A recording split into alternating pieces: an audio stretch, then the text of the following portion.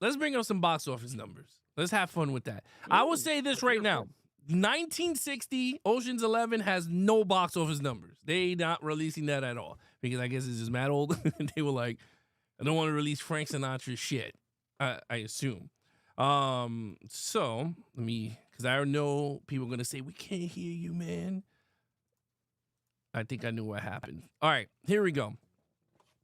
Let's bring up some box office numbers for everybody. Boop! For those of you at home, here goes the box office number for the entire franchise except for the 1960s. This is just going from 2001, all the way up to 2018, Ocean's 8.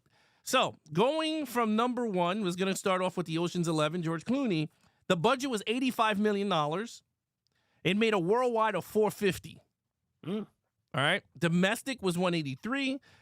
Ocean's 12 was at $110 million. They bumped that sucker up and made $362. Domestic, $125 was a little dip. And then, of course, Ocean's 13, the final of the trilogy, $85 million budget. They said, hey, let's go back to how we did the first one. They made $311 worldwide at $117 million domestic. And then, of course, Ocean's 8 was kind of a soft reboot from his sister side, Debbie Ocean, played by Sandra Bullock. That was $70 million.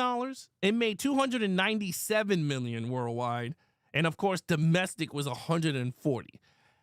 Ben, are you shocked with any of these numbers?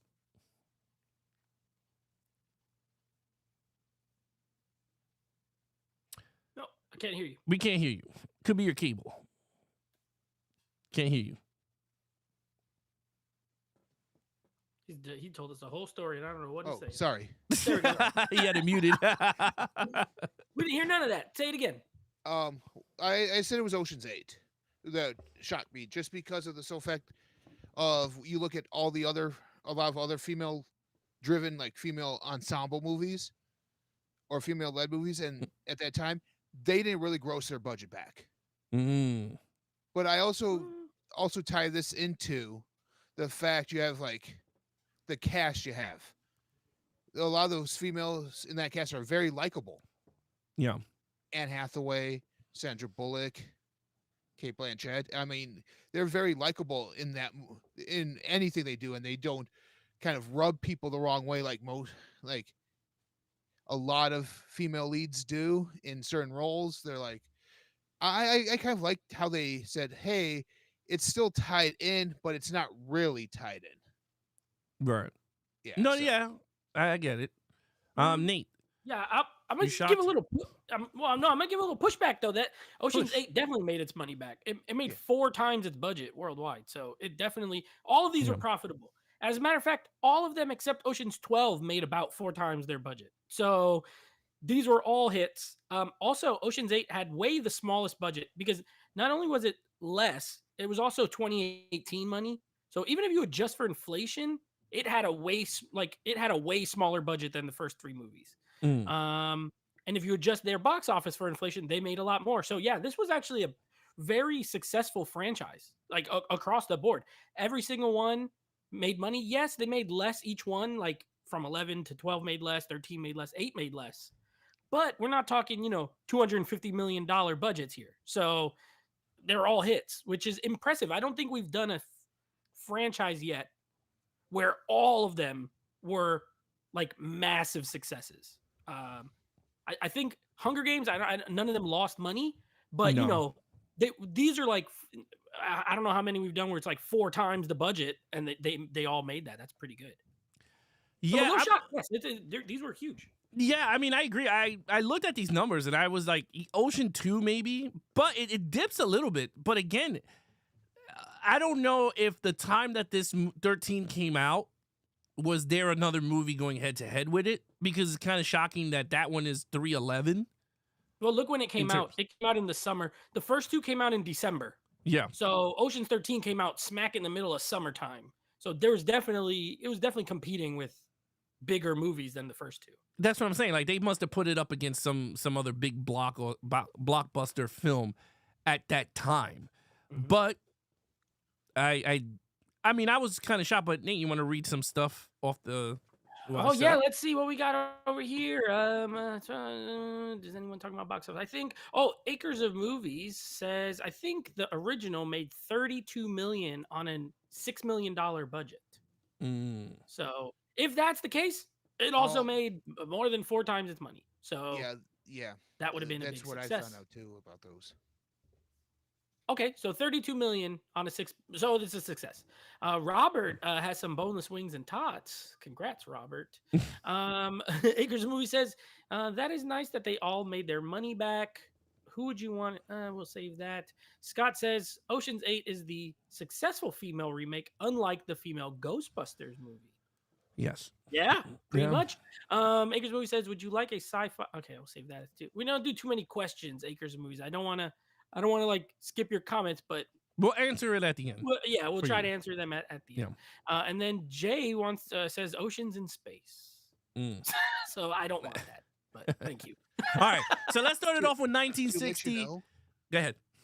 Ocean's 13 in June of 2007 was up against week 2 of Pirates of the Caribbean at World's End. Oh Jesus, yeah. Right after the week after 13 came out, you had Rise of the Silver Surfer. You had Shrek the Third around there. Live Free or Die Shrek Hard. the Third made a ton of money. Live Free or Die Hard. Oh yeah, that was gonna be. Live Free or Die Hard. 1408. Knocked Up. Oh yeah. Yeah, there were a ton of movies that came out. So that's actually it makes it look even better that it made 300 and whatever it made. That's true. All right. Well, look. With that said, let's talk about Ocean's 11 1960. Did you like it? Did you hate it? We'll rank it. We'll give our ratings, meaning like what we score it out of 10 or 5, whatever you prefer, Ben. You go first. Did you like it? Did you hate it? The whatever time you watched it. I don't know how many times you watched this film. So, yeah. Out of all of them, it honestly is my favorite.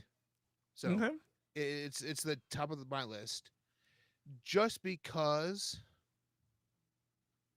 of pretty much I like more of who's in this cast than I do in the Clooney ones. No, not saying the Clooney cast is bad, but I like a lot more of like Sinatra, Martin, Davis, Bishop, like all that ensemble. I like a whole lot better together than I do the Clooney group, if that makes sense. It also, to me, the reason I have it up so high is it's 1960s, right? So it's like you don't have a lot of modern tech. You're not dealing with the digital age of casinos, and so you're robbing 5 casinos at once, and you have to time that out perfectly without any phones, computers, stuff like that at your disposal, so you could time it up, sync it better. That's why I gave it up there, because this seems like it was more of a true heist film from start to finish, for me at least, than all the other ones were. Okay. All right. Good insight there. What's your score out of 10? Yeah, what's your score out of 10? 5. Or 5. Out of 10? It's I would have to give it a 7. 7 out of 10. Okay. 7. All right. Nate, what you got here? Well, your first time watch, did you like it? I already know. You put that for that. I worked with this guy for so many years on the podcast of our action movies. I already could read his thoughts on where he's gonna go. So I'm not even asking. But did you like this? Did you hate it? What did you think about it? Yeah, I didn't like it.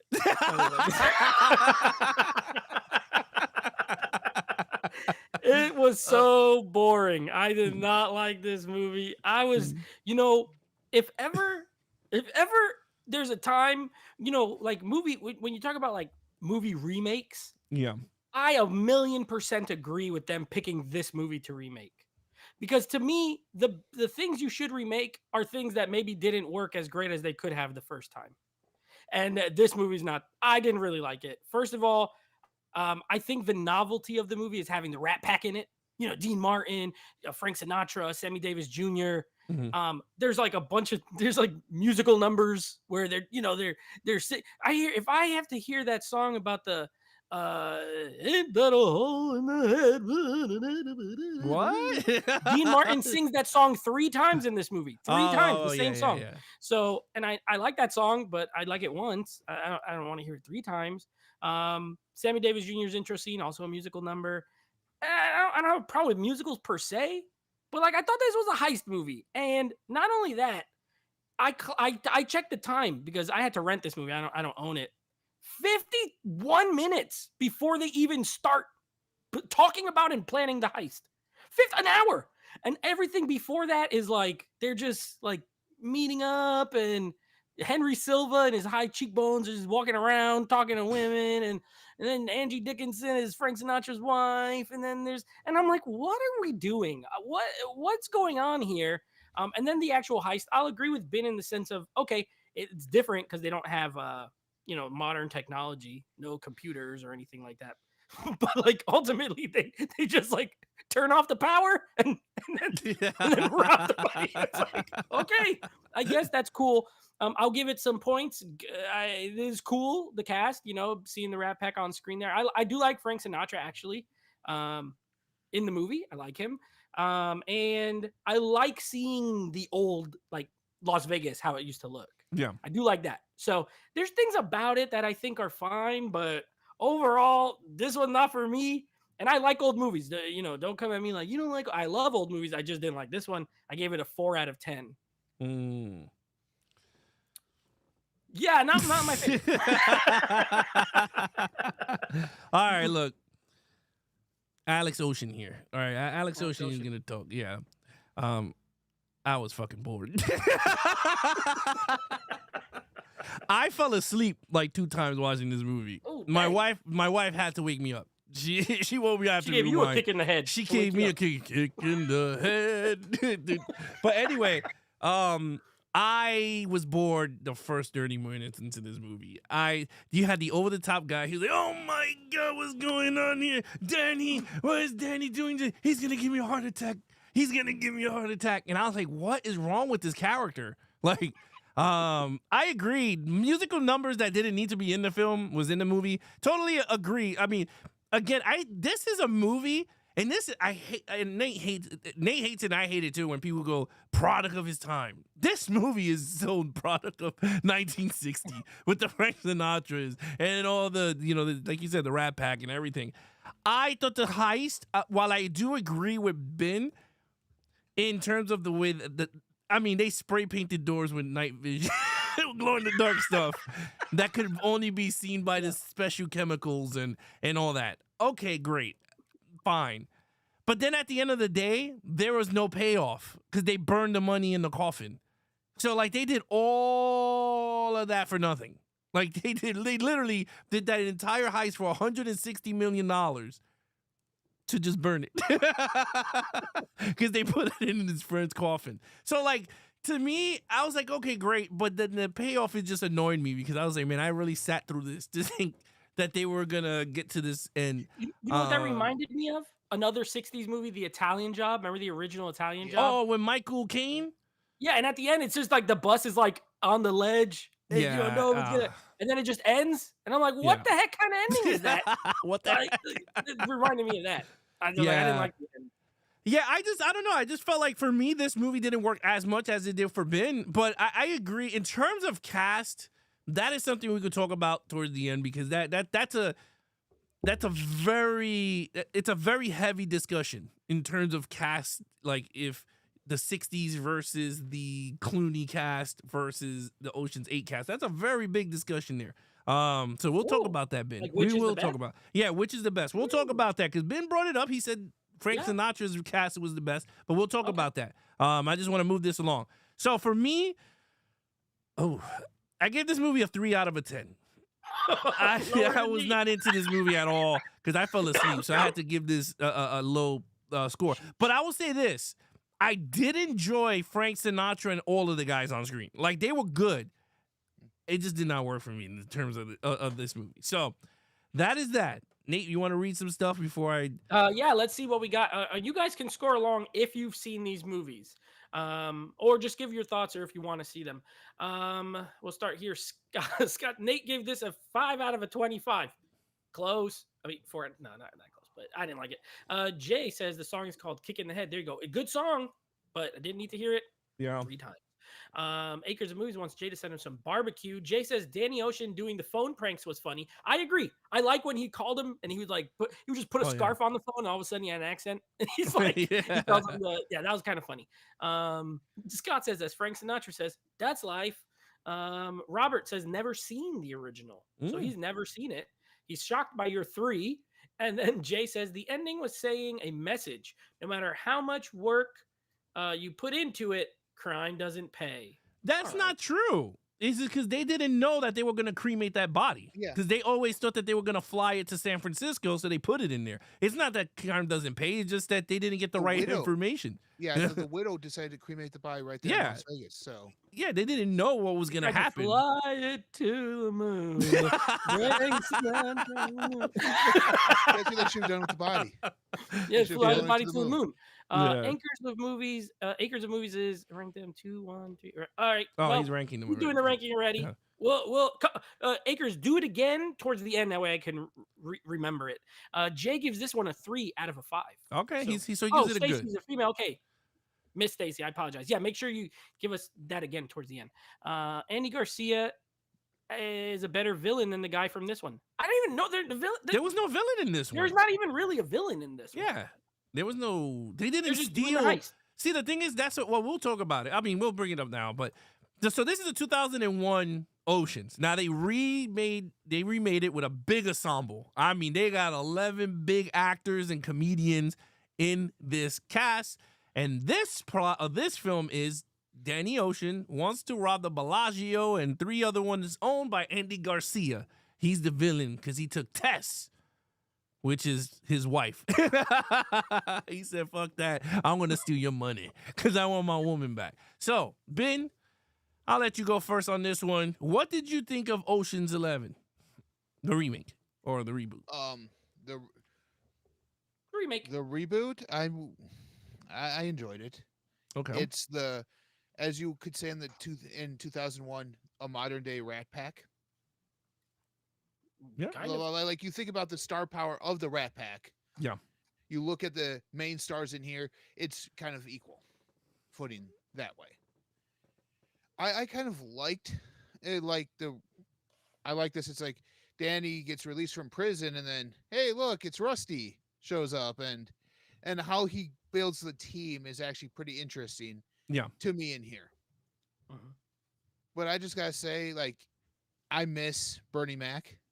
And no matter what everything else they do, that this is one of those movies that they never talk about in his catalog at all. That's true. Even though he's a big part of the team. To me, it's just that, and I'm agreeing with that. I like Terry Benedict in here. It kind of has the same premise within the hitting 3 casinos instead of 5, like the original, all at the same time. But it is it's a product that I hate to say it, it's a product of its time too, because you get to see who's the headliners there in Vegas, like you did with the 60s version as well. Like you have Siegfried and Roy, Wayne Newton.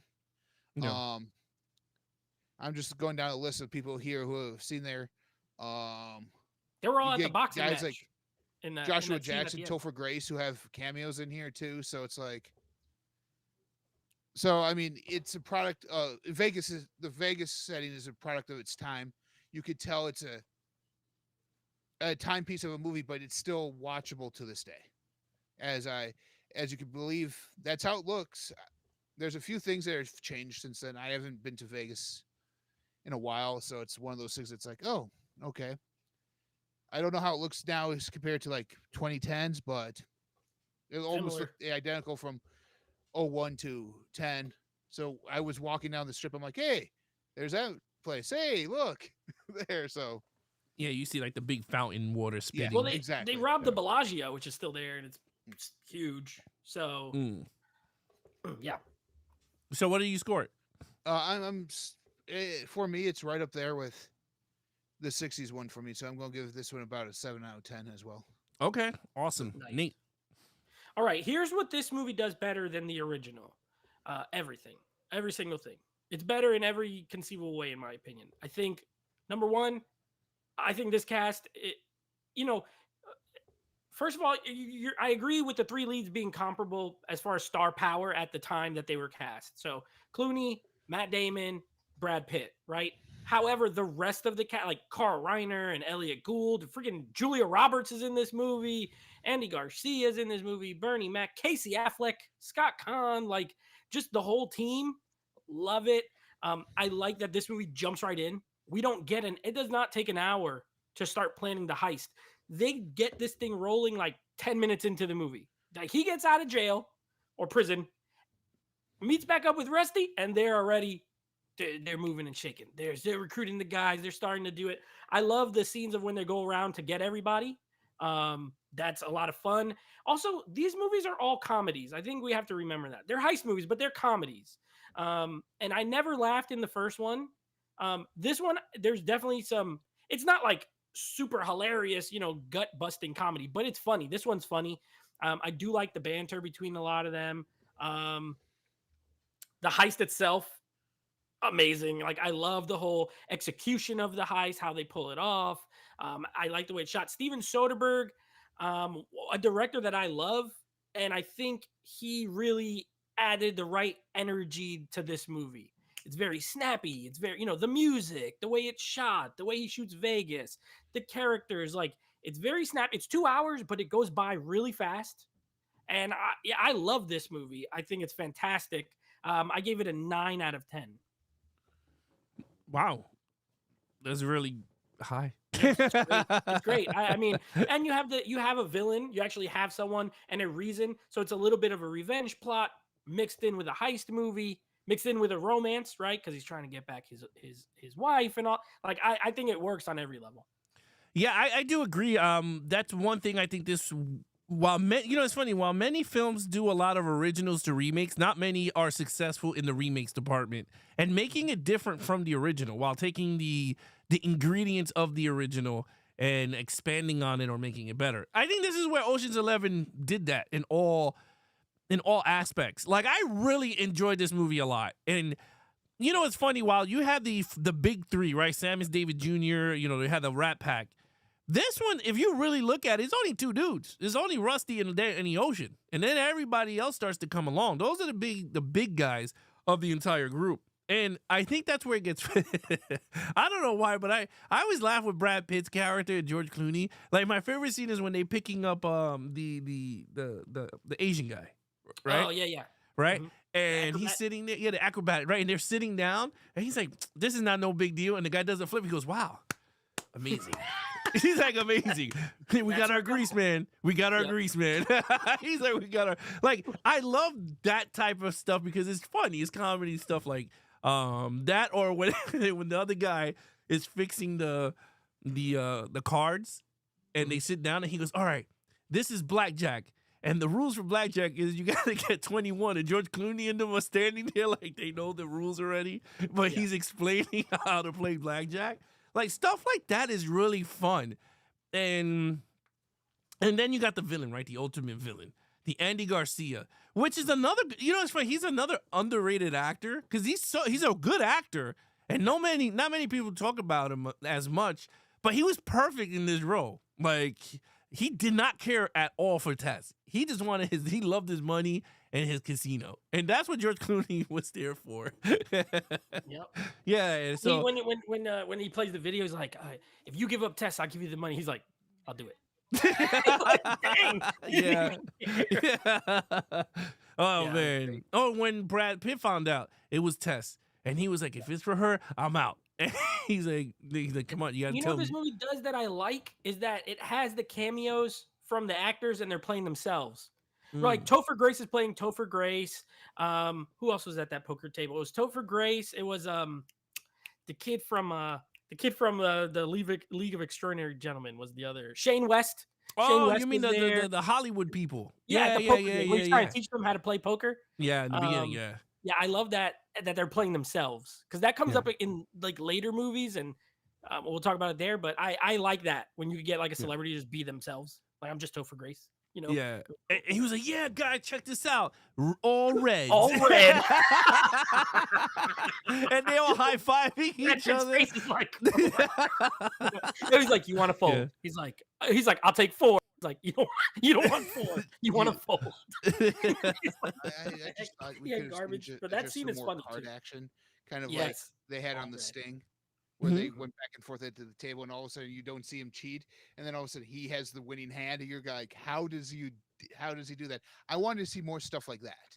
Yeah, very Vegas-y, card gamey stuff. Yeah, but they played it right though. Like they did it in the right. They give you the elements of Vegas while creating the world around the Ocean's character. So I thought that worked very well. So for me, I give it an 8 out of 10. For me, in terms of this one, I was gonna say, I do think this movie does an amazing job of using Vegas almost as a character. Yeah, like Soderbergh really nailed the location, like because you're in casinos, but there's a lot of outdoor shots that look great, where you get the strip and the cards, the personalities. Like it's all very Vegas, and I like when movies utilize their location. And I think this movie does it very well. Yeah. All right, here we go. The next sequel comes out. I'll say real quick, the chat, Robert gives this one a 4 out of 5. Oh. Jay said, I stayed at the Riviera when I was in Vegas. Same hotel used to film the movie Casino. Nice hotel. Too bad they tore it down. Acres of Movie says, yes, the Fountain Blue is what replaced it. I think that just opened pretty recently. And then she says, team building is excellent in this film. Jay gives this one a 4 out of 5 as well. And he does enjoy the cameos in the franchise. Oh, okay. Well, sequel came up, Ocean's 12. Ooh. All right, Ben, what you got for 12? Honestly, I didn't really care for the globe hopping of the movie. I understand the premise of it, where it was, hey, we're trying to get this money back for Benedict. And yeah, there's this rival heist. What was his Night name Fox again in here? The Night Fox. Yeah, the Night Fox. The Night Fox. Yeah. He was trying to do the same thing too. Benedict's right on the team's tail, so it's like I didn't really care for the globe hopping as much, because to me it kind of took away from what made me like the first one. But like Nate was saying, Vegas was a character in there. It almost seemed like it lost some sort of essence to it. I mean, it kind of went slow. It was kind of slow to begin with, and that the twist at the end, if you can call it that, didn't do anything for me. So I didn't really care for this one at all. My out of 10, I would have to probably give it maybe a 5.8, 5.9 out of 10. 5.9. I like that. Not 6. Is that what a unique score? No, 5. No, it's not as good as a 6. It's a 5.9. Yeah, right. 6 means you're passing. 5.9, you're not passing. A non-passing 5.9. What you got for 12? Okay. This was Stephanie. Hey, Stephanie's here. This was a weird watch for me, because I saw this one at the theater and I didn't like it when I saw it at the theater. And on this rewatch, you know what? I didn't hate it that much. Now, I have problems with it, so I'll start with the positives. I think I kind of like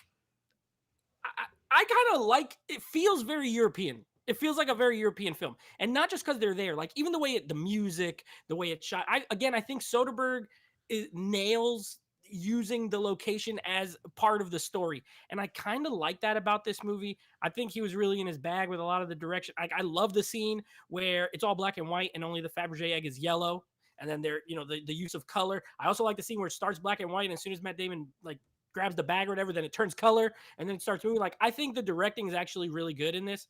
I like the cast, and they added some strong actors, because now you have Catherine Zeta-Jones as well. Yeah. You got Vincent Cassel as the Night Fox. You got Albert Finney in this. I mean, every time one of these comes out, Bruce Willis is the cameo star in this.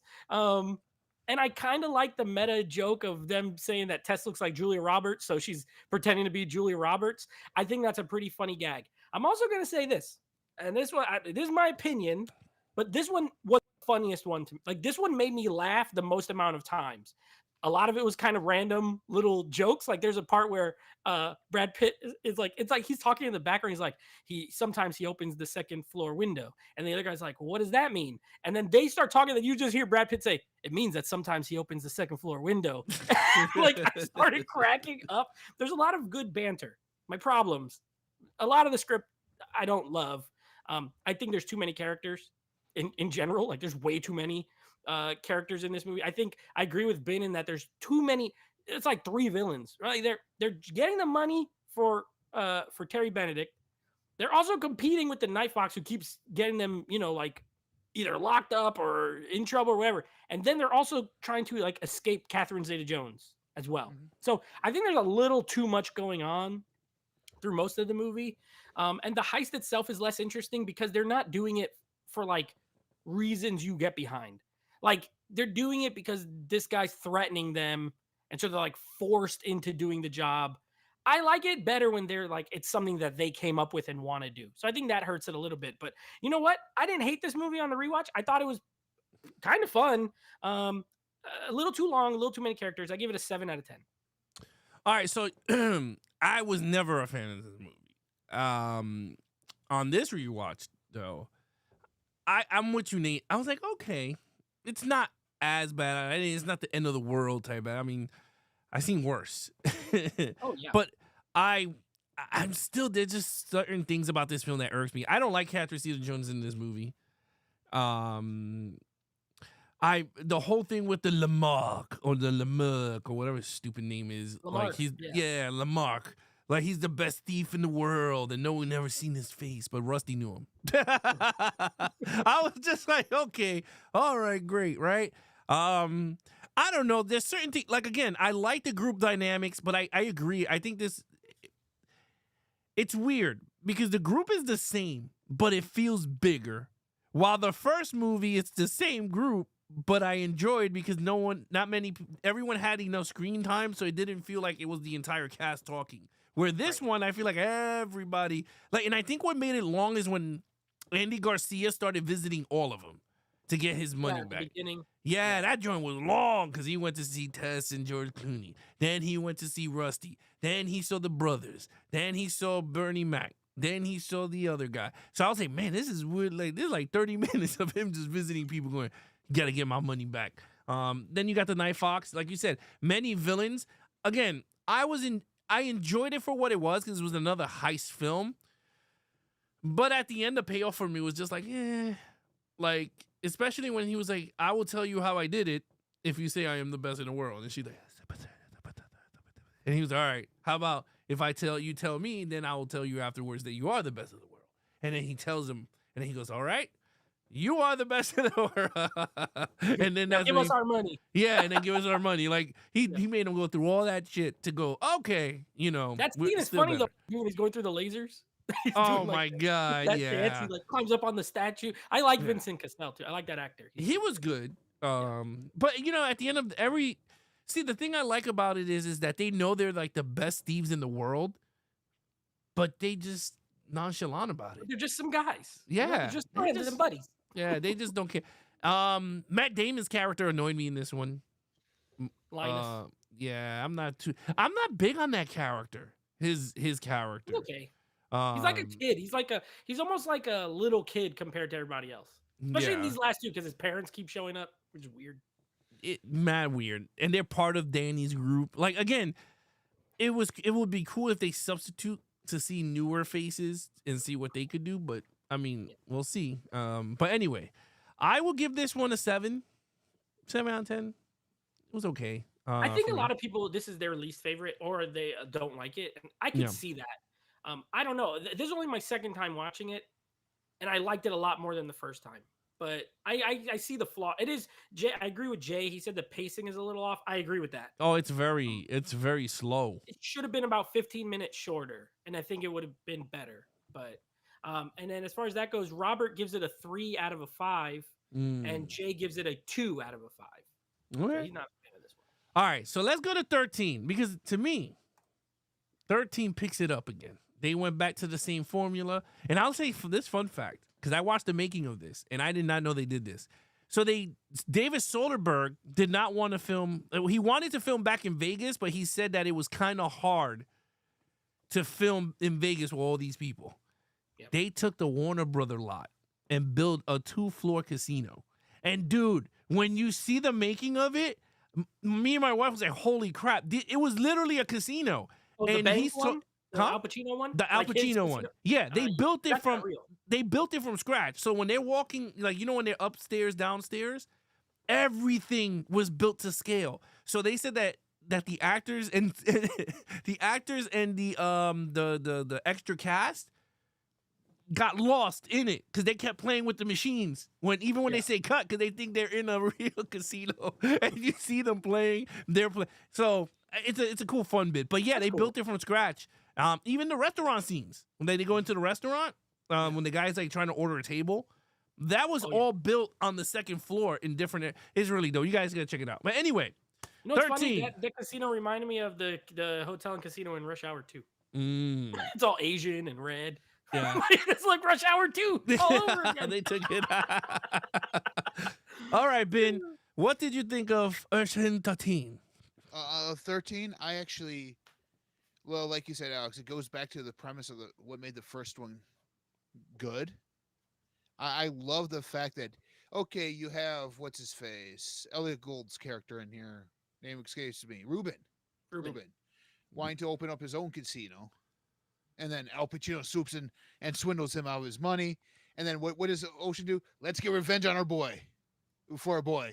Kind of what made the first one back. You steal my love, I'm coming after what makes you great. Your money. But I like the premise of this one set up on how they want to destroy the bank in the two ways. Like, make sure it doesn't make its $500 million in its first, 4 hours or something like that, its first quarter being opened.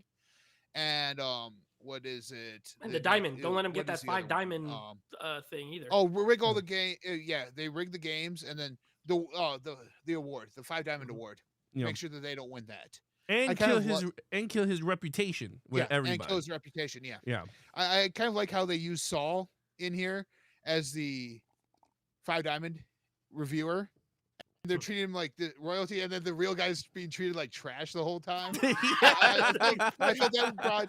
Well, like we talk about how these are comedy, and I felt that was probably the best running gag in any of these movies.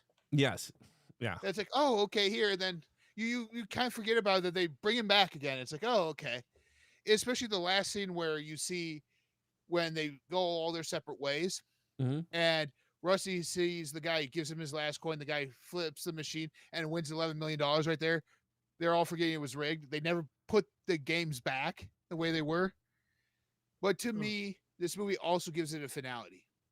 Yeah. Of this franchise. Like, here these guys are, hey, Pacino, you can't come after us, because if you do, everyone who you work for likes me better.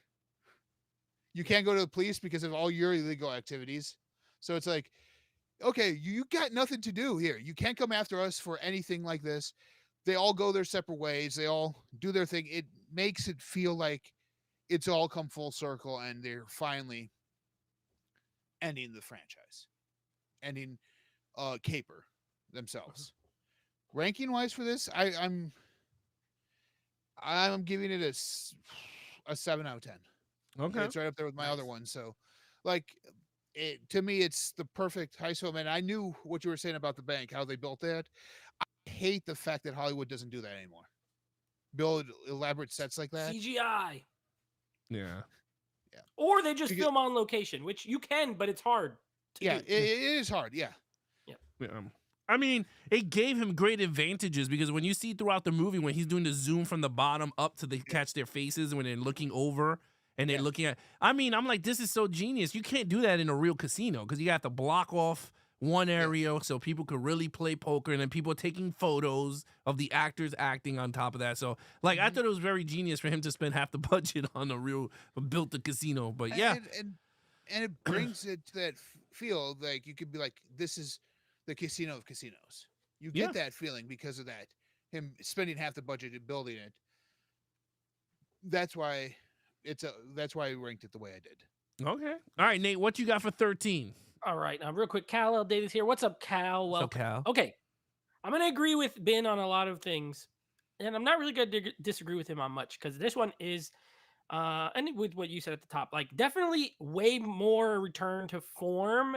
It feels a lot like Ocean's 11, which is fine because it's in the same franchise, so it's not like it should feel like 12 feels very different because of the European setting and all that. This back to Vegas. Again, as far as new cast members, I mean, freaking Al Pacino is in this. Ellen Barkin is in this. And I like the way they're utilized. I will say, I think 12 for me, I laughed the most at a lot of different parts. But where I'm going to agree with Ben is this has the two best throughout the movie. It has the two best like running gags. You have the guy with the bro when he sees the bed bugs, I laugh every single time. He like zooms in more and he goes, he runs in the bathroom. Like, what is he gonna do in the bathroom? I don't know why he's running away. They're like bed bugs, whatever. It cracks me up. And then he wants to go eat. He's like, I heard your risotto is fantastic. It's like, it is. You can't eat here. Go to the like that part's funny. And the freaking one with Casey Affleck in Mexico where he's working at the dice factory and he ends up like leading a revolution. That cracks me up. He's wearing mustache. He speaks Spanish for some reason. He's like fluent in Spanish. He's talking about Zapata and it's just like a beer ad and he's telling this like story. And dude, both of those are so funny when they send his brother to go get him and then he ends up joining the strike. He throws the Molotov cocktail. Like those parts crack me up. Other than that, love the story. I love that it's another revenge movie. This time it's for our boy Ruben. I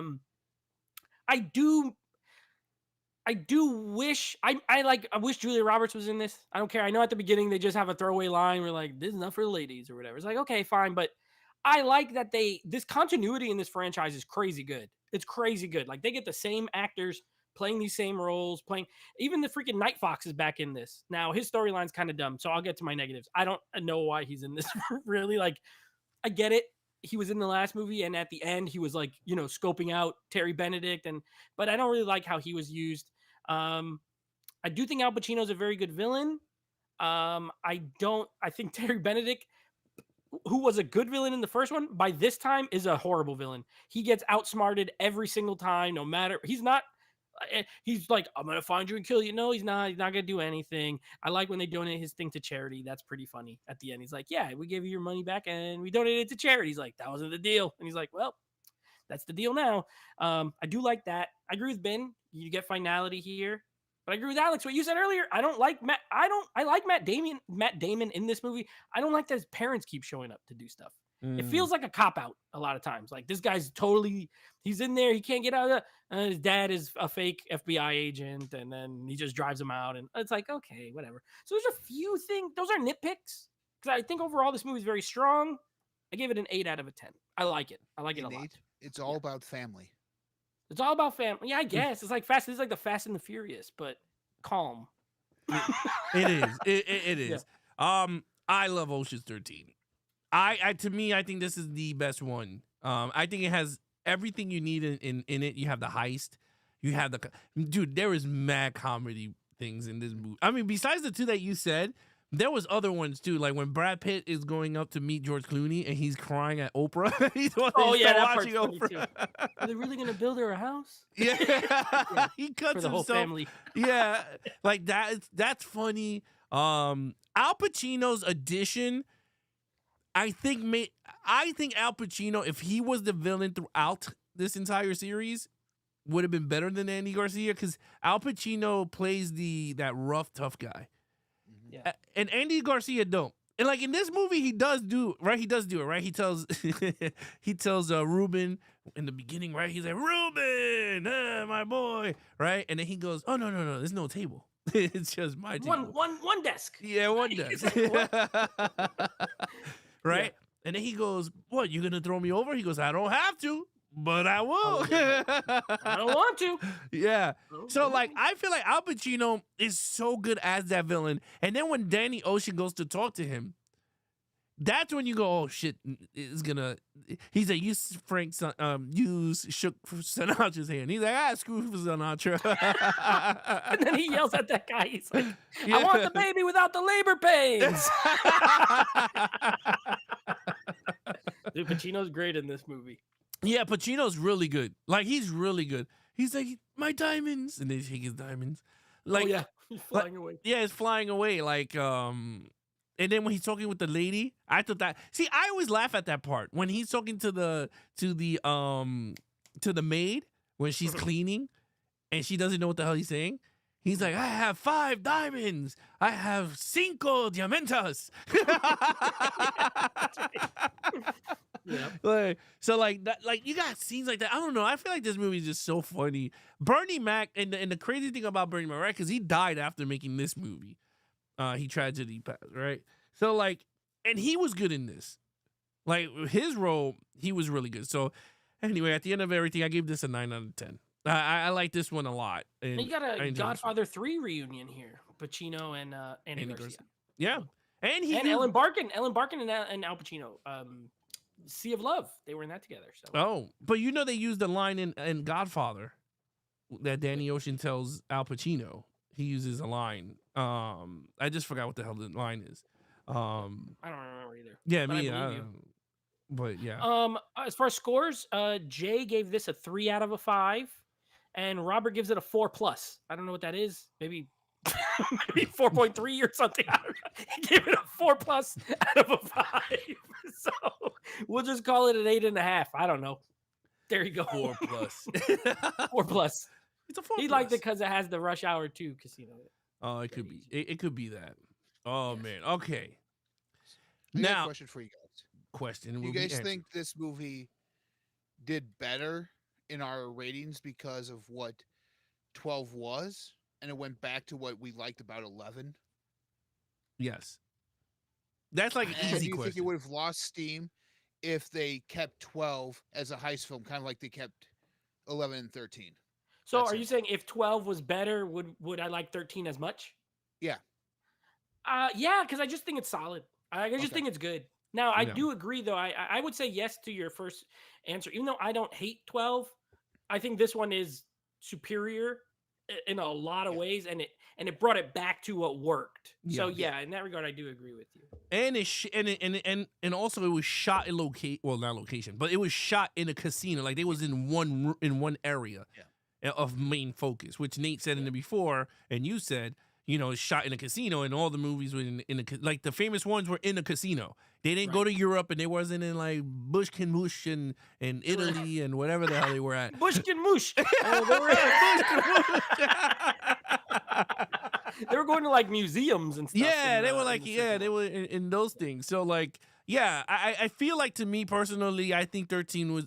If 13 was 12 and 12 was 13, I would have said, oh, okay, it's with a snooze. But they went somewhere else, like they tried something different. But then they actually tried something different on the second one, and then felt like it was time to go back. Which is weird that 13 made less money than 12. That's what I'm saying. Whatever. It doesn't make sense. Oh my God. Anyway, so they decided to do a remake with the females. They decided to do Debbie Ocean. Which, if they were going to go down this route, they should have just introduced her in 13. But it is what it is. They decided to bring in Sandra Bullock and crew. Okay, so for those of you out there, you haven't seen it and whatever, I'll go quick on the list. You got Kate Blanchett. You got Sandra Bullock. You got Anne Hathaway. You got Sarah Paulson. You got Rihanna. You got Helen Bonham Carter. And then you have Helen. Oh, no, sorry. Then you got Aquafina. Oh my God. Anyway, then you got Mindy Minx. So.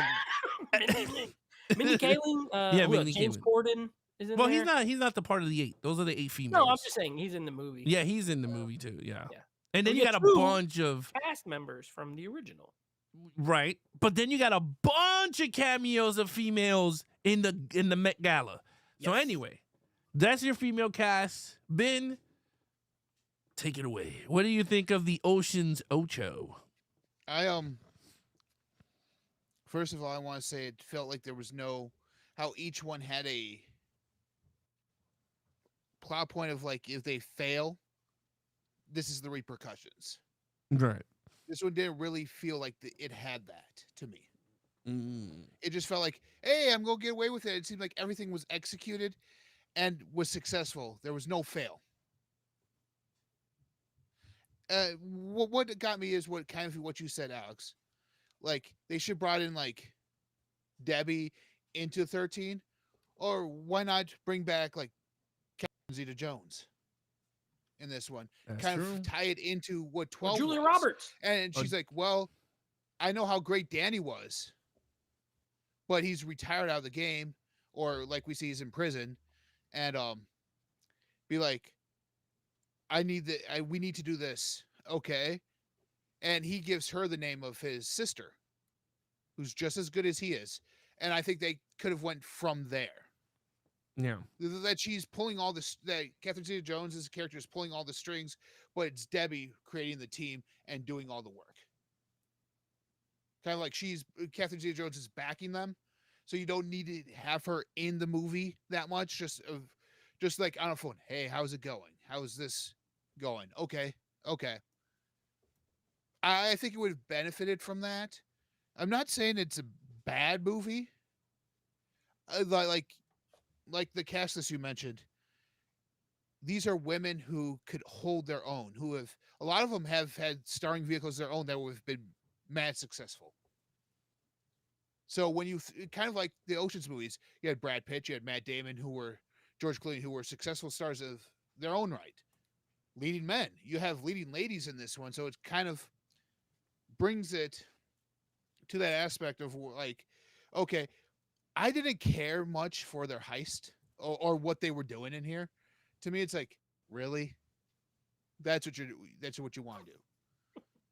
I felt they kind of made it to where it was more female driven, kind of like the heist they were doing was more based off, hey, it's an all female cast. Let's do something that's female driven that would interest them rather than doing a regular heist film starring women, if that makes sense. Yeah. I know what you're saying. Yeah. So because of that, I would have to give this, to me, this is a 5 out of 10. As big of a Sandra Bullock fan as I am, it's a 5 out of 10. Put a stamp on that. Give that 5 out of 10 right there. All right, Nate. What do you got for Oceans? All right, real quick, say hello. We got a couple new people. Evan is here. What's up, Evan? Our boy Lobby Desk. The Lobby Desk is here. Jimmy, yeah. Jimmy the Lobby Desk. Okay, I saw this one at the theater. Okay. And I thought it was fine. And when I rewatched it this time, I still thought it was fine. I mean, it's fine. I agree with something being said at the end. I don't think this is a bad movie by any means. Right. It's unexceptional though, in my opinion. And I will say I love half of this cast. I love Sandra Bullock. I love Cate Blanchett.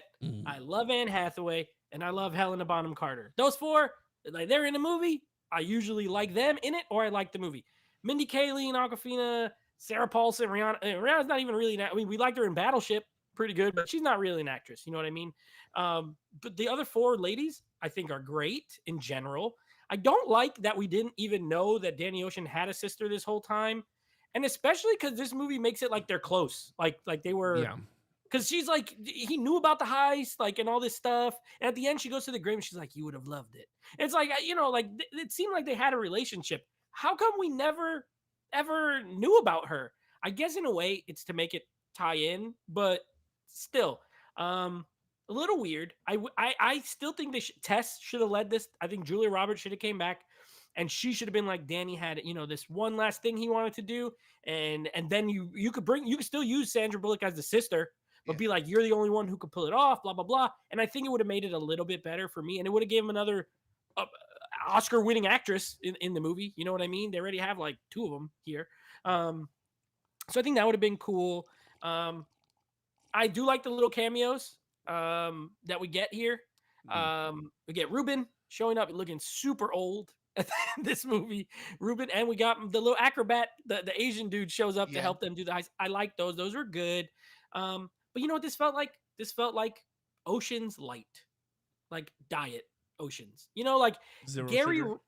Yes, this was Coke Zero, Ocean Zero. Because it seemed like Gary Ross, who's the director of this, who's fine, like he's whatever. He's not Steven Soderbergh, and he definitely feel like he was trying to copy in some ways. But this movie doesn't have the flair of the Ocean's movie. It doesn't have the sort of snappiness. It's in New York, but I don't think they utilize New York as much in this movie as the other ones use their location. Yes, the Met Gala, that is something that's in New York, and I'll agree with Ben in that. I mean, the heist itself, it's jewelry, which is fine. There's plenty of movies where men stole jewelry. It's the event, right? The Met Gala. That is very much like a woman's thing, that they are always wanting to see the fashion, and it caters to them more. I don't have a big problem with it, but I see what he's saying for sure, and I agree with him. I'm less interested in the Met Gala than I am just in a casino. I feel like a casino is pretty much man or woman, doesn't really matter. Yeah. But whatever. I think the movie's okay. I think it's okay. I don't hate it. Anne Hathaway looks incredible in this movie. I absolutely love her. I'll give it a 6 out of 10. I think it's fine. I don't have any huge issues with it. All right, so I wasn't a fan of this movie, and this is why. Well, one, this movie did not have the itchy yaya, right? It didn't have like what I mean, like you said, charisma, right? Like it didn't have that flair that the Ocean movies had, like its own Ocean movies, right? Like when you're starting something and you're gonna want to do a female base, great, I'm up for it. But what I don't get is, you're absolutely right, right? Danny Ocean had a sister, Debbie. Why couldn't it be Rusty? Because with Danny Ocean, it doesn't make sense. Rusty would make more sense to have a sister, because we don't know him as much. Yeah, he's mad mysterious, right? You could have had Kate Blanchett as Rusty's sister, and we would have said, oh, okay. And then she could have called Danny Ocean's sister Debbie out of the blue, right? But anyway, I just even used the original cast that was in here. The cameos of the original cast in here as a way to bring in the sister to bring in Debbie. It's like, yeah, Danny's in prison. What do you want us to do? Oh, they're his sister. Here you go. Just kind of giving him clues to drop it, and then or even still, or just be like, you know what, he doesn't want to bring his sister into, because this is his younger sister. Like he just don't want to bring her into this mess, not knowing that she's a burglar too, and like he's a thief. But anyway, I just feel like Sandra Bullock, great cast to lead the group, because she is very charismatic. I just feel like the whole cast itself did not gel well. Like, I don't know if it's just me. I just felt like I didn't get that. Like, this was 11 dudes, dude. Like, 11 big actors and comedians that never worked with each other. Some of them did, but not all of them. And they all worked so well in Their 3 movies. Yes, in 3 movies. You got 8 females. Some of them were Oscar Award winners, right? Yep. Then you got Awkwafina, which is horrible actress, and she's in this. Rihanna's I did not feel for Rihanna at all. I mean, again, she was good for what she was, but I'm like, you mean to tell me you cannot get 8? I mean, 4 out of the 8 females, you cannot get better actresses in there. Charlize Theron, you couldn't get, I don't know who else out of the blue that's big or semi-big or rising up the ranks. But you got to get I mean, one person said here Lady Gaga. I totally agree. You should have got Lady Gaga in the damn role as a crazy whatever. She could have worked. Huh? Nicole Kidman. Could have worked. It's been good. Sigourney Weaver as an old, like a Ruben type. Sigourney Weaver. How come none of the women were like, they had Ruben and the other guy? What was the other old guy? Carl Reiner. Saul. They had 2 old guys in there. Bro, you could have had Sally Fields. Bro,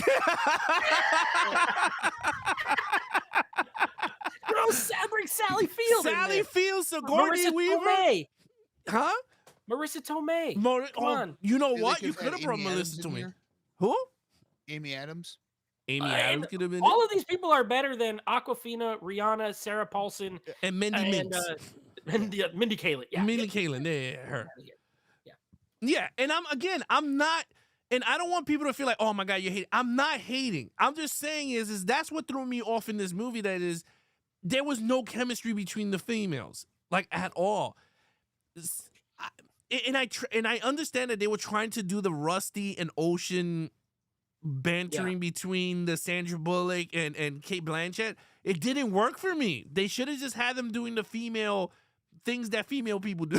Like, I don't know. It just feel like it was raw. Like, they were trying hard to be the other franchise when they're not that franchise. Like, that's what I'm trying to say. Least funny. Huh? It's the least funny. Oh, this is not funny at all. This one's still a comedy, but only one part made me laugh in the whole entire movie. And it was with, and I don't even like this guy, but when James Corden is at that dude's house and he's like, look at this place. And he's like, you've got this thing. You've got two of them. That part made me laugh. Other than that, I didn't laugh one time. Yeah. Like, where's the comedy here? Yeah. I mean, I don't know. I just felt like they should have. This was the opportunity to do their own spin of it. Like, even camera work, if they wanted to do camera work like David Soderbergh, they should have did it in a different way, but in the same way as the Oceans to make it. You know how they use like that retro music, when they were doing stuff, jazzy kind of music. Yeah, the female should have did something more poppy or whatever the hell it is during their stuff, but I didn't get that. I don't know. I just felt like this movie was a carbon copy of Ocean's 11, just with females, right? The guy who put her in prison, she had to get back at him. And how? She had to put a jewel on him and to put him in prison. I was like, oh my God, this is Benedict. They should just call this dude Benedict 2.0. I don't know. I just didn't feel for it. Look, at the end of the day, I gave it a 5 out of 10. Because Anne Hathaway, I'm just saying. That's a scene with Anne Hathaway. I do love her. All right, real quick. Robert gives this a 3 out of 5. Jay gives this a 3 out of 5. Let's see. The scene that she puts the dude in the bed. She handcuffs him. She's like, I'll be right back. Cal says this sums it up. Ben likes Sandy a lot, and that's enough. Jay chilling. People are saying hello. Sally Field. Cal agrees with you. Sally Field would have been nice. It jumped. This thing jumped all the way down. Okay. Evan says it should have not been Danny's sister, but maybe a person who was on his crew that had a falling out. A way to connect it, but not asking why we didn't know about her. And why'd they kill him too? I hated that part. I don't think he's dead. No, well, I don't think he's ain't dead. Gonna make another one of these.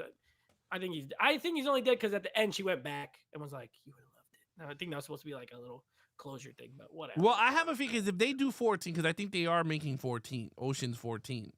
I think they'll bring in the sister with Danny. Mix the casts. Yeah, mix the cast. That could be okay. I don't see that could work, honestly. If Soderbergh's doing it, I'm in. He's not. It's some guy called Gary something. Hold on, I'll Gary Ross again. It better not be the guy of this. Then I'm out. Okay. I'm trying to see.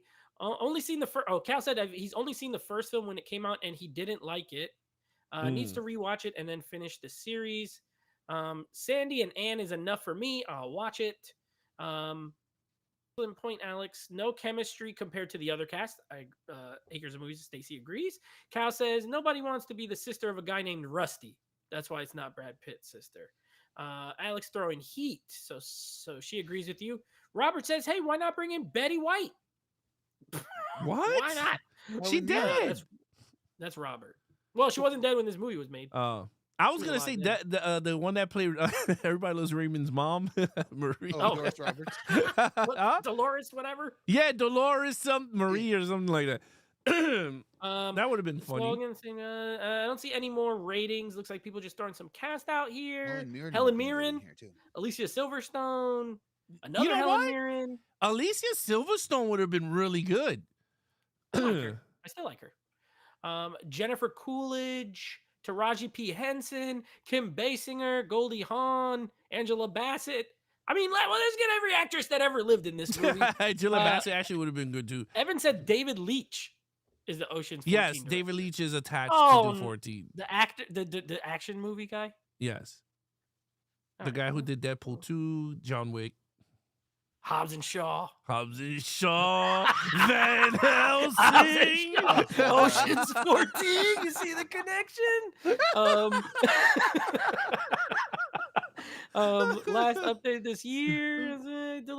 Doris Roberts. That was her name. Oh, Doris Roberts. Scott said she passed away. So yeah, she died too. All right, so that's it. That's all. I'm just saying is that there's a lot of women that could have fit the role of the other four. Or you know what? I'm okay that they went with smaller actresses because half of the Oceans group is not A-list guys, like the little sweaty guy, and that's fine. He's a stage actor. I didn't know that. No, I know they're actor, but I'm just mean like they don't have to be A-list. But like, I don't really even like Rihanna's not an actor; she's a musician. Mindy Kaling, I'm not a fan of. Like you could have had Rihanna and or Lady Gaga in that same role, and almost have it be, hey, we need you to sing at this aspect of this heist for a distraction. That would have made more sense. They could have sang "Kick in the Head." Like it would have been an homage to the original. Well, they could have played OC11. OC11. Yeah. So there you go. Okay. All right. We'll go on. We go on. That's true. Rihanna didn't sing. She should, but then again, she wasn't a musician in the thing. She was a techie. And once we do these rankings, I promised Stacey I'll go back and do some of the questions. So we'll do like 2 or 3. All right. So let's rank our things. So there's a new way we're doing our ranking here, and Nate's gonna confuse me. But go ahead. No, it's not. I'm not gonna be confused. So we are going to, from now on, when we do these rankings, rather than each individual giving our ranking, we decided to come up with a collective ranking. So this is Ben, Alex, and myself. I have all 3 lists. Okay. And then, whatever you put as number 1, that's worth 5 points. Number 2, 4 points, so on. And then I added up all the points. So this is our ranking as a group. Now, I will let everyone know where each of them, where we all put them individually. But for Alex, just to make it easy, one list. This is the Geeks and Flix ranking official of the Oceans franchise. Okay? You guys ready? Yep. All right. At number 5, and this is funny, I have a fun fact about this, but at number 5, as a group, we ranked Ocean's 8 as the 5th movie. Now, the funny thing is, none of us put this at number 5. None of us. That is true. However, all of us put it at number 4. So that's the fun fact. So it only got 6 points because that would have been 2, 2, and 2. So Ocean's 8, 5th overall. Coming in at number 4 with 7 points is the 1960 version of Ocean's 11. Ben Buster had this at number 1, so he gave it 5 out of the 7. Alex and I both had it at 5th place, so that's why it ended up here. All right, now coming in at number 3, also with 7 points. But the reason I ranked it higher is because it finished. It did not finish last place on two rankings, but Ocean's 12 is the number 3 ranked in the franchise, also with 7 points. Ben had this in last place. I had it in 3rd, and Alex had it in 3rd as well. All right, the big 2. Coming in at number 2, and these were only separated by 1 point, by the way. Really? Yes. Coming in at number 2 with 12 points, Ocean's 13. Really? Ocean's 13. 2nd overall, 12 points. And obviously with 13 points, only 1 point more, is 2001's Ocean's 11. So that is our collective ranking. Oh, by the way, Ocean's 13, Ben, you had it at 3. I had it at 2. Alex had it at 1. Ocean's 11, I had it at 1. Alex had it at 2. And Ben, you had it at 2. So it had the more higher ranking. So it works out pretty much as far as like a unit. This is the official Geeks and Flix ranking of the franchise. If you guys want to put yours in the chat, I will read them. But are you guys surprised with any of these ranking? I'm not. When I did it, I was not surprised after seeing everybody's. But yeah, honestly, I'm okay with this because I could flip flop 11 and 13. Like I could watch those two. Yeah. So I'm good with that. I'm not shocked with 8. I'm not shocked with 8. So this is pretty accurate. Ben is the only one whose number 1 movie is way down. Like it finished 4th. Because he had the original. But that's because me and you didn't like it. Yeah. We brought it down. So I'm sorry, Ben. but there you go.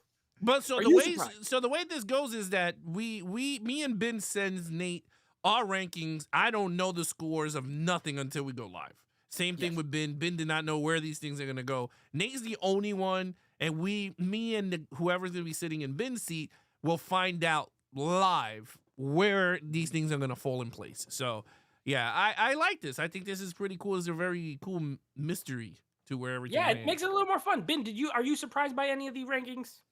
Like with Alex, like I could have seen 11, 13 being switched, or because that was hard for me. Because when I gave you my rankings, I'm like, I originally had 13 above 11. I'm like going, like, and then I had to rewatch them before I sent you my list, and I'm like going, 11 just edges out 13 just a little bit, so I had to do it that way. So I like that. I do the same thing. I have like a pre-watch rank of what I remember, and then I adjust it after I actually watch them. But nothing really surprises me. I do think it's funny that poor Ocean's 8 got last place, even though it did not get last place on any list. But that speaks to the movies, right? If it's the fourth best and there's other ones that are kind of all around, it's the worst overall. Well, I don't think it's terrible. Even besides that, that was the one that we all had problems with. Regardless of being number 4 in our list, it still shows that where we were actually going to put it. If you really, it's just, again, they should have just did a better job. That's all I got to say. This list is literally almost my list, except the bottom two are flip-flopped. It's very close to your list as well. Like there's just very slight, and it's actually close to, it's close to all of our lists. It's just like one or two little things moved around. So I think it turned out well. Yeah. So Evan says, I'm actually shocked that the original is higher than 8. A lot of people are disappointed in that movie. So again, 2 out of the 3 on this panel did not like Ocean's 11, the 1960s. We had it ranked last. Yeah, we had it last. But Ben, he's here for it. He had it number 1. Yeah, so he loved it. It's it's really interesting. Like I enjoy when we do something new and it works, because now I don't have to do all the other stuff. Down 3 lists. We're gonna do it this way from now on if you like it. It's too easy. All right, let's see what they're saying over here. Okay, Stacy's rankings are number 1, Ocean's 13. Number 2, Ocean's 12. Okay. Number 3, Ocean's 11. Number 4, the original Ocean's 11, and number 5, Ocean's 8. So pretty close to our list, except 11 and 13 and 12 are a little scrambled. Evan said, I like this ranking style. Okay, thank you, Evan. Interesting to see the composite ranking of all 3 chaps. Thank you. Okay, so Stacy likes it too. No, it makes sense, but it's fun to see on screen as a stat and graphic. Fun scoring system and ideas for the franchise rankings. Thank you. Jay's rankings. All right, in 8th place. What? Oh, dude, you're giving place. us like... He put him back. I can read it. Okay, in 5th place, Ocean's 8. Okay. In 4th place, Ocean's 12. Gotcha. In 3rd place, 13. In 2nd place, the original OG. And in 1st place, the remake, Ocean's 11. Oh, okay. So he has 11, OG, 13. That's not bad. That's not bad at all. Okay, so we're gonna reveal what next month, the month of May, what we have. My notes for everybody. Where is it? There you go. Oh my God. Calculations and write it down. And this next one. Tell them what the next one is, and this is gonna be really fun to do then. But at least all right. So next month we're gonna have no special features, no special guests, because this is gonna be a lengthy one. And we didn't want to do like a 3-hour show on this one. So next month, for the month of May, me and Nate are going to space, baby. We're going to be doing the entire Star Trek, the original movie set. 13 movie ranking live for you guys at the end of May. We're doing the first 6 original Star Treks. The original Star Trek's Next Generation 4 films. Plus the Kevin Line timeline, J.J. Abrams 3 films set from the remake Into Darkness and beyond. when Nate gave me the list of things, hey Ben, what would you like to be a part of this? I'm like going, I saw the Star Trek stuff. I'm like going, do I really want to put that on them, have to watch all 13 of these films, and then have to do a ranking. Like, this is before Nate even changed the ranking system. I'm like, do I even want to do that to Alex with all the graphic work that he would have to do? I'm like, no, I'll just do the Ocean movies. And well, don't worry, that maniac Harrison wanted to join, and I had to tell him no. Yeah, he was like, "Oh, I want to do Star Trek." He's like, And the funny thing is, a lot of people wanted to do Star Trek, and we were like, no. Like, again, I love sitting down with guests and talking movies, but me and Nate has this thing that if it's 5 or more, it's best not to have a guest because you're going to be here for hours. And this is 13 movies. We're breaking down all 13 movies. I'm going to be dressed up in my Star Trek Captain Kirk's shirt up in here. I'm gonna have my Star Trek gear. But we're gonna have fun with that. Again, we're gonna do all the films. We're gonna talk about all the movies. We're gonna talk about Nate is not big on the Star Treks, but we're gonna talk about the Star Treks with Nate. See his point of view. Look at his face. He already turning pale. Stressed out about it. You know what it is? I was just remembering the only time we did one this long was Halloween. And we had Ralph on with us, and it was very long. That was the catalyst to be like, you know what? For 10 or more, let's just go me and Alex, because we got to review them, give scores, rank. To your point, Alex, I don't watch none of the shows. So it's going to be fun.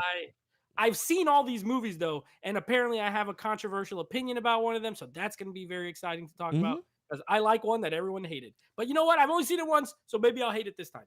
Yeah. And, well, the good thing is that if you guys out there are Star Trek fans, love it. Join in on the fun. Watch the 6 with us if you want to. That's the reason why me and Nate decided to come back every Sunday, because we want to do more interactions with everybody. So, again, we're not giving everyone homeworks. If you want to watch it so you can refresh when we're talking about it, so at least you know what we're talking about. Yes, we're going to do all the 6 originals, all the next generations. For those of you out there that haven't seen it, it'll be a good opportunity to watch it with us so we can so we know what you guys, if you guys like it or not. We can all have a discussion on it. And then, of course, the new J.J. Abrams. We also tackle those on the Action Movie Guys podcast. If you guys want to check it out, we did that on episode. I forgot what episodes, but we tackled the J.J. Abrams so you guys could take it on the go. Listen to what we thought about those films too. It's Action Movie Guys podcast on. Go back and listen to them and see what I said to make sure I'm not a crazy person. And then I'm gonna rewatch them, but let me make sure I'm in line. Now, real quick, I want to answer some of the questions that Stacy had because I promised we'll do like 3. Yeah. Well, Evan said all being done by next week. No. This Star Trek thing is at the end of the month. It's at the end of the month. What's the date, Nate? You have the date. What is it, May 27th? It is actually Sunday, May 25th. I was off by 2 days. Okay, May 25th. Yes. So we have a live show, a regular casual live on the 4th, no live show on the 11th, which is Mother's Day. Yep. A casual live show on the 18th, and then the big one on the 25th. So May 25th, I will make a graphic for it for everyone to know. May 25th is our Star Trek franchise movie, original movie franchise ranking. So Evan, you have a whole month to watch it. You have plenty of time. So Nate, go ahead, take over. Questions. Watch 13 movies. Okay. Oh look, they put it. She put a question here. What Ocean's Heist would you most want to have helped out on? If I was part of the Ocean's crew? Yeah, like you just watched these 5 movies. Okay. Which one would you like to participate? I know my answer already. Which one would you have? I'll go first. I would participate in the one from Ocean's 8 because Anne Hathaway was in it. Also, they were at the Met Gala. Yeah, you know that's awesome. You get to go to that. Seeing a bunch of celebrities. There was food. There was New York. Like the other ones seemed way more stressful. I would like to participate in that one because, like Vince said, lower stakes. That's kind of because I would pick Ocean 8. That's okay. You can pick the same one. No, because it just feels like we all gonna pick Ocean's 8 because I know he's gonna pick a different. No, he's gonna pick the 1960s. He's gonna be with the Rat Pack. No, honestly, if I had to pick one, the female led also because they're hot. But in all honesty, I think I would pick Ocean's 13 so I could be with Stacey Affleck and doing the revolution with him. The dice making factory. Yeah, me and Casey Affleck doing the or Molotov the cocktails. I would love to do that one because I can see myself with him being a goofball during the Spanish scene, so that would be fun. All right, Ben, which one would you want? What you got? Honestly, I could see Alex and Nate wearing Mets gear going to the Met Gala. Just getting confused. I think it's the Met Gala. That would have been funny. It's the Met Gala, and you're like, you guys just walk in wearing Mets gear. You guys, we're here for the Met Gala. Go Mets! What is this? Where's Anne? Where's Anne? Causing the distraction, be like, hey, what are you guys doing? And you guys just pop up randomly throughout the movie at different spots in it. Like, let's go Mets. But for me, it would have to be 13. Oh, okay. I kind of like the concept of it. The 2 levels. I would totally tell Danny I would be the guy who would just go around the machines and pretend and be the guy who just would win. And have security look at me. Why is this guy the jackpot that lady won, the 34 million or whatever? Yeah. Why does this guy keep on winning? And have security watch me as they're going to do all the other stuff. So it's like, hey, he's a distraction. Let's keep our eyes on him. Or you could be Don Cheadle and pretend to be the motorcycle jumper. When he comes in and he's like, yeah, that was funny. That is so funny. Okay, remember in the first movie? I'm sorry. Remember in the first movie when he's yelling at them and they didn't know what he was saying because he was speaking that British thing? That was so. He was like, "What?" And he was just like, "I didn't know either." I was like, "Okay, go ahead." What was another question? Another one. I like this one. Would you like to see Denzel Washington in an Ocean's movie, or who else? If you could have add a big actor to these movies, who would you choose? Oh.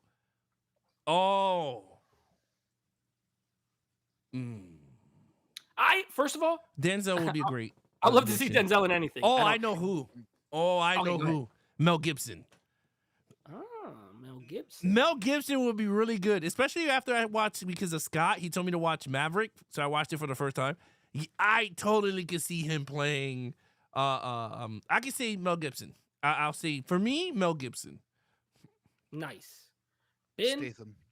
Jason Statham. Jason Statham. He wants action. I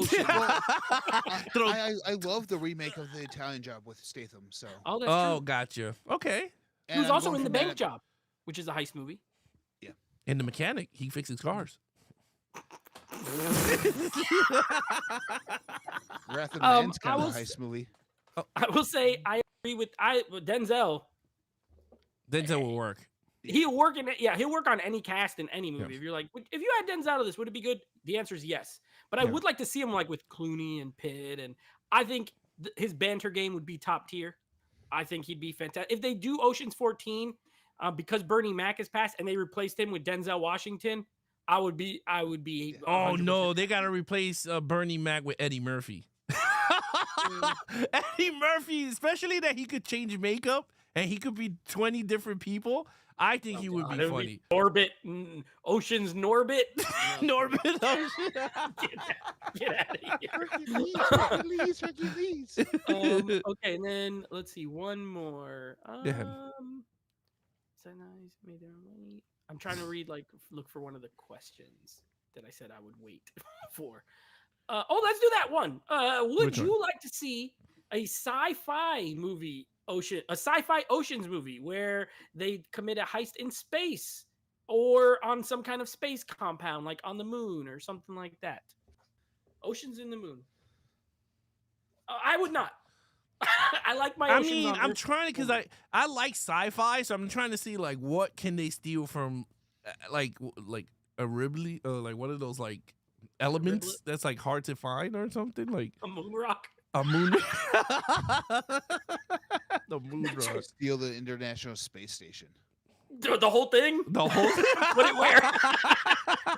Hey, if you go take serious as grounded as this and make it ridiculous, why not?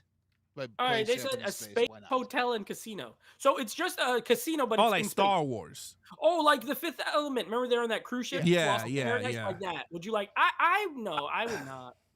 feel like it's a very Earth-based movie. Yeah.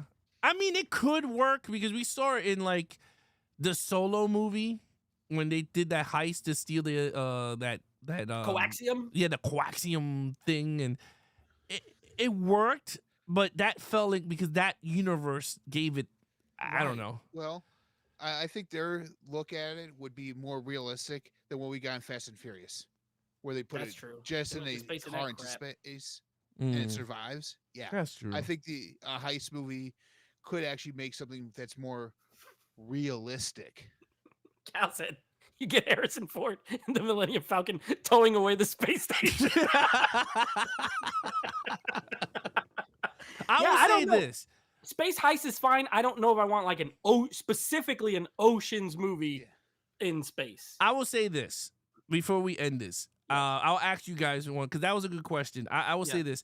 What object or heist you would like to see in a movie with the Ocean's crew attempt to steal? Not in space. I'm talking about like in real, like what real object you would like them to try to steal for? like the Mona Lisa or some shit like that. Yeah. I feel like what could work because they've done money right twice because they did casinos twice. Right. The second movie is the one where they tried something different. They were stealing a Fabergé egg, which is totally different. I think art, some kind of art piece would probably be the best answer because they did jewelry in Ocean's 8, they did money in 2, they did a Fabergé egg. I guess technically that's art as well. Oh look, I see a couple of people saying the Hope diamond. I mean, but that's jewelry. I think they did jewelry already. So the Mona Lisa would actually probably cool. Like if they're like scoping out the Louvre and they're trying to like, and it's just in France, not globe hopping for Ben. He doesn't want globe hopping. Just France. They don't leave there. I could see that working. Joke answer. Right. What Declaration you got? of Independence. But they did that in National Treasure. I know. I said as a joke answer, I would say that, but I would take the concept of 8 and how they're trying to do the fake out with the fake diamonds and go with what Nate said too of stealing art. They're just not stealing the real pieces; they're replacing them with fakes up there and stealing the real ones. Like Thomas Crown. It gives it a little bit more intrigue as to, hey, they're stealing the real one, but they're also replacing it with a fake. Will people be able to spot the fake when it goes up on auction or something like that? And they're sitting there with the real one. So I would like, and I know you people go, I would like them to steal a 1952 Topps Mickey Mantle baseball card that's valued at $12.8 million. That's not enough. It's not enough scratch. in other words, Alex wants to go each. back in time, be the 60s crew. Be the to get 60s that baseball steal. card when it was relatively cheap. Well, I mean, they can steal. And then just have it be passed on throughout the generations. There you go. Yeah, they can steal that one or steal that with the TO2. What is it? Harris Wagner card. Honus Wagner. The Honus Wagner. Yeah, they do this. They do but not just that card. They steal 5 of them. So they steal the 1952 Topps Mickey Mantle card, right? Then they steal the Honus Wagner, the T206.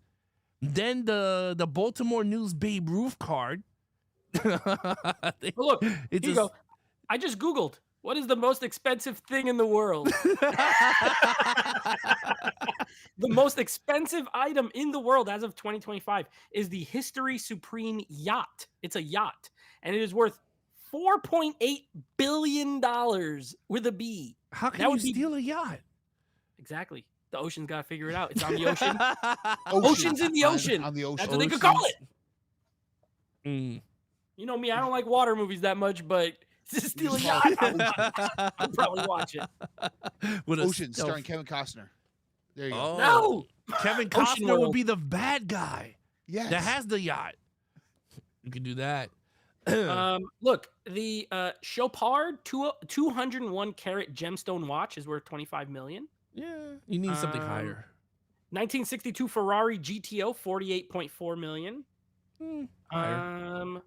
The portrait of Adele Bloch-Bauer, the first, $135 million. That's a painting. So if you want to go art, you could do art. I think baseball cards. Jeff Bezos' Beverly Hills house, 175. Steal his house. Yes, to steal the whole house. Salvatore Mundi painting, 450 million. You could do that. The yacht. They gotta get the yacht. 4.8. Imagine they split 4.8 billion between them. They'll break it up. Like how they did the diamond in part 8. Into little pieces. Into little pieces. Here's a chunk of yacht. Make it something that's a commodity item, like let's say Amazon. They go and steal the entire. Steal some NFTs.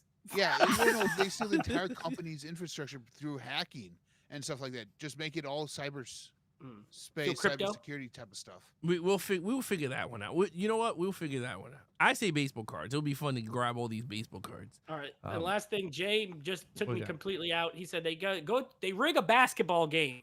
And yes, Nate, they play basketball in the movie. I'm out. If they're playing basketball, if it's NBA players, that's okay. What if I gotta watch George Clooney play 1-on-1 against Brad Pitt or something? I'll leave. So what Jay's saying is kind of like the Sting. Got it. Oh, maybe. Where you rig a sporting event. Oh yeah, the horse races and stuff. Yeah. It's horse races. That's not their MO though. I feel like they want to steal. No, they want to steal. Like they gotta go in and steal. Like the Mona Lisa would be something to steal, something fun, or King Tut's coffin or some shit. Like I don't know. Corpse. The Holy Grail. Gotta steal a mummy. That shit would be fun. Oh my The god. Holy Grail. There we go. That would be fun because I could totally see them open it. It's all dusty and they're like. That would be funny. Gosh, But anyway, oh my god. Oh, that was funny. That was good. Good question. That was a good questions. Everyone, good questions for the night. Ben, please plug in your stuff for everyone to find you. All right. You can find me on social media at the Bin Buster. Currently just on Instagram. Maybe step back into the YouTube space here soon. Took some time off, job related stuff. So since that's been worked out, I might actually be able to get back to my lives on Tuesdays. So look forward to that. Look forward to that announcement on Instagram and all my other social medias. If you follow me, like I said, it's the Bin Buster everywhere there. And I'm going to be, believe it or not, I'm on a stream on Mega Mike's channel that does Star Trek versus Star Wars in May.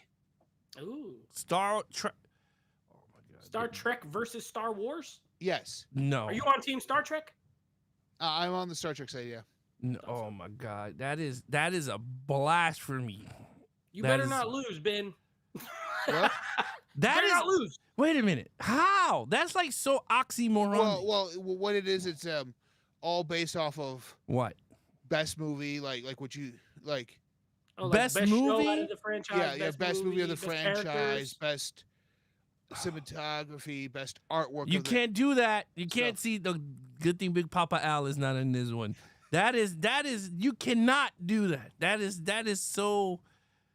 Because Star Wars is gonna win most of the things. Star Trek has it's a more bigger movies fan than base. Star Wars.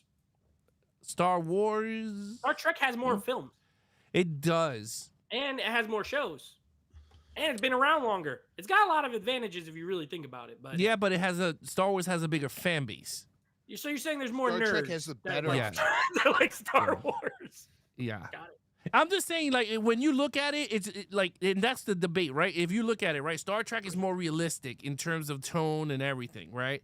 But then you got Star Wars where it's more fantasy and then it's story driven in terms of what happens before an empire forms and takes away the Federation of Planets. Yeah. Well, everybody check out Ben on that. Yeah, let's see who wins. You better not lose.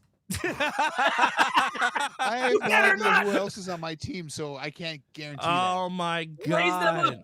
Raise them up to your level. You gotta raise them up. Do not lose. I'm Team Star Trek.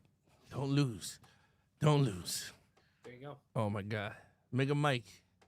Why are you doing this to people? Why do you do this to me? There's gonna be so much arguments. He's not gonna read the chat that night at all. Oh, it's already gonna be a 3 hour. His live streams are usually 3 hours anyway, so it's. I'm going to be shocked if it even lasts that long or if it's longer. I'm just saying, Star Trek better win. I'm telling you, you don't. I'm gonna call my Klingon buddies to come after you. So I'll brush up on my Klingon and just speak Klingon. Just be like, chop, chop, chop, chupa, chuka. Don't say that. You go on there talking about some chop, chop, chuko. Oh, shoot. No, anyway, thank you so much, Ben, for joining us in this. I know we're going to see you again down the line, even on the live shows. Again, guys, if you missed the news, me and Nate are coming back every Sunday at 8 p.m. here on the Geeks and Flix channel, starting May the 4th. That's the Star Trek. Scott Joe Jokers is joining us. Yeah. So we're doing some Thunderbolts review. We're going to do Thunderbolts. We're going to do some news-related stuff, some box office. A lot of people hit me up for some box office. We're going to bring back some old stuff. We're going to do some box office. We're going to bring back some cinema today. We're going to talk about some cinema news. There's something I wanted to talk about in the show back, which I'll just say it now. There is some stuff that with Ryan Coogler I want to talk about with you. Ooh. He is changing the landscape, and people in Hollywood are scared with the deal that he signed with Sinners. So that is something that me and they are going to tap into. We're going to sit down with Scott, and we're going to talk with you guys because I have some thoughts on that. Again, we're going to do Thunderbolts review. It's going to be spoiler-free for 2 minutes, and then we're going right into spoilers. So, guys, please check it out when it comes out on May 2nd. Or May 1st, because the Thursday drops, right? So Thursday, Friday, Saturday, Sunday. So yeah, so May 1st, and then hope you guys join in. But yes, we're gonna do spoiler-free review for you, those of you that have not seen the film, and then we're gonna go right into spoilers. But we'll warn you guys when we get into that part of the live stream. We're gonna do some new stuff there, and of course, we revealed our new franchise ranking live was going to be May 25th. We're going to be doing all 13 original Star Trek movies live. Me and they going to sit back and we're going to review all of these and then rank them for you guys. So again, May 25th, Star Trek, all 13 originals from Next Generation, original Star Trek, and then of course the J.J. Abrams franchise. Was it called the Kevin timeline? Kelvin timeline. I always say Kevin. Calvin timeline. So yeah, so we're gonna have that going, and I think that's pretty much it. I think we're good. I think we were back next week. That's all I know. Next week we're back, so you don't have to wait long. We're back next week. We're gonna have a great topic for you guys. You guys could join in also on stuff, so we'll have fun with that. Nate is not making it past the first movie snooze fest. Well, Nate, Star Trek? Yeah, Star Trek 1, the one with the Voyager. I think it's called Voyager. Is it? It's called Star Trek: The original movie. That's the first one. Yeah. Motion picture. I've seen it. I've seen all of them. That's all I'll say. Yeah, you've seen them all, but we're gonna rewatch them all. So again, if you guys want to join in May 25th, like I said, you want to join in, just watch the films and stuff like that, and let us know. But we'll be back next week. Ben, thank you so much for joining in. We dropped a new video. I reviewed Tombstone. If you have not seen the Steelbook, I did an unboxing of the Steelbook, and then I did a full breakdown of the 4K and audio for you guys. There's a tons of screenshots and video comparisons of the Blu-ray 4K for you guys to check out if you guys want to spend $120, you said? For the Steelbook? Right now on Amazon, 110. There's like no new copies. That's so you have crazy. to buy either used or from private, and $110. Anyway, that's crazy. You don't need to spend $100. Just buy it for $5, 4K for free. DVD. You good? Vista Series DVD. Pretty much. That's expensive. But anyway, guys, thank you so much. Have a great Sunday. We'll see you back next Sunday at 8 p.m. Eastern here on the Geeks and Flix channel.